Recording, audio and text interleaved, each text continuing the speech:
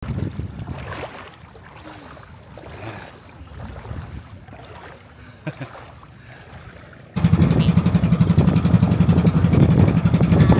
feeling mo? Feeling ko ako si Gio. Doon dapat, doon ko sa pinakadulo eh. Doon? Oo.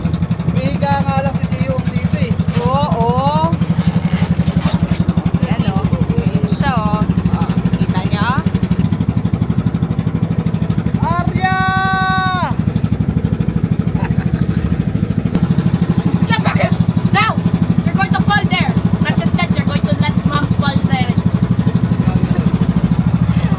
How about you? Ano?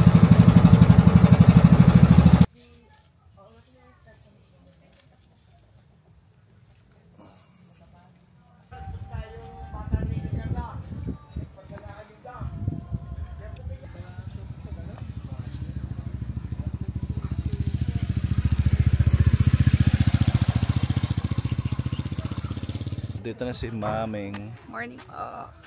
Kailangan namin bumili ngayon ng tubig. Tara, bili tayo tubig. Coffee ko brown? Isa lang po. Ayan. Thank you po ate. Thank you po.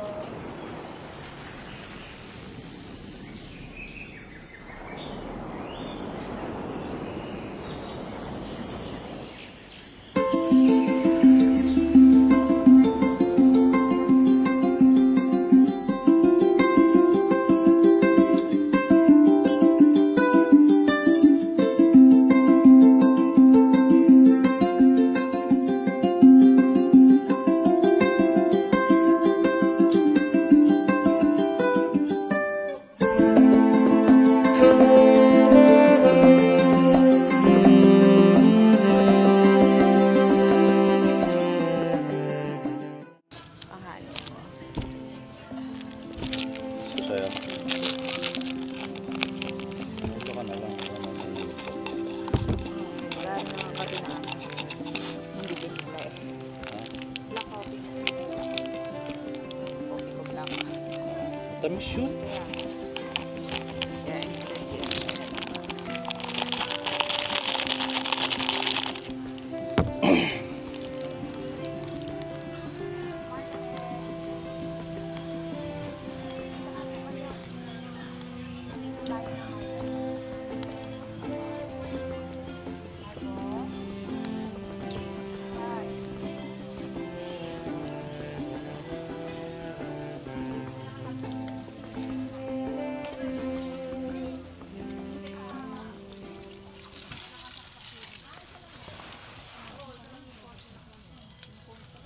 Agay. Laglag.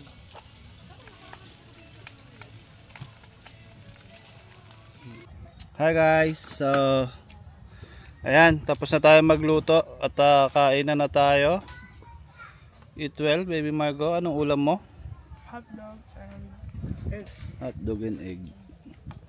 And then tayo dito meron din tayong Prem hotdog egg.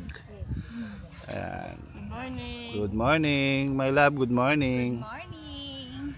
Ayan. Nauna na tayo mag-Milo eh. So, eto guys ang setup namin.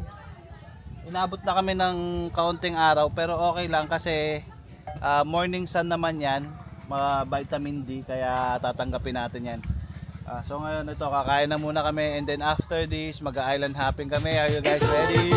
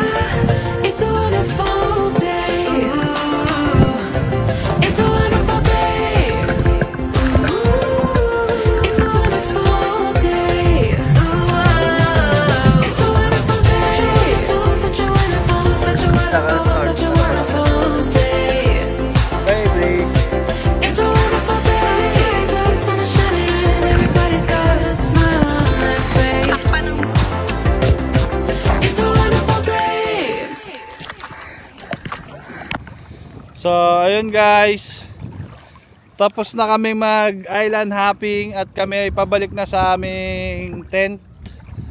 Ayan sila oh. Ayan na sila guys. Yung bunso namin laging nauuna. Kanina paalis kami, nauuna. Ngayon pabalik na kami, nauuna na naman. At kami ngayon pabalik.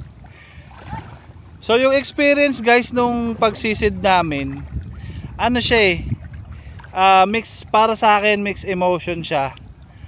Kasi hindi ako familiar sa mga corals. So nung nag-snorkeling kami, sinubukan ko sumisid, inubad ko yung vest ko.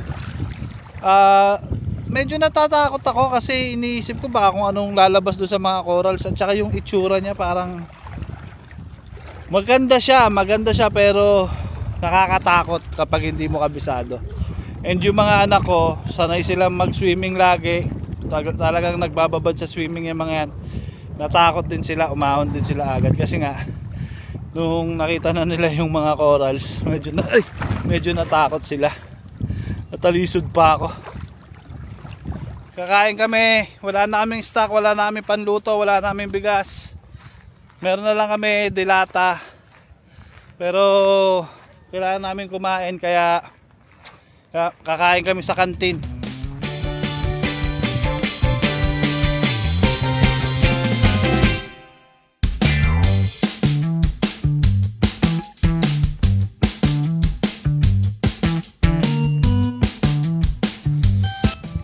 Hey guys, uwian na kami. So ito yung dalawang anak ko, sila ay nagbabanlaw ng mga ginamit namin. Binabanlawan nila ngayon sa dagat. Ayan. Hi kids, thank you for helping.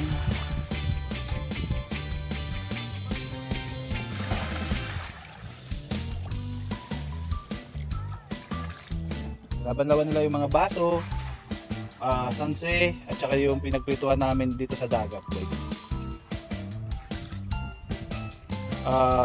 Tingin ko hindi naman siya ganun kasama kasi yung baso ininuman lang naman namin ng tubig, and yung pinagprituhan ano lang siya, non-stick, non-stick oil naman siya, so hindi, wala siya masyadong oil. So ayun sila. So dito sa ginawa naming camping trip, marami kami natutunan, yung mga bata marami rin natutunan, at kumikilos din sila, tumutulong sila sa amin ni Maming. So maraming salamat sa aming mga anak. Ate Evelyn, Ate Margo. Okay, let's go.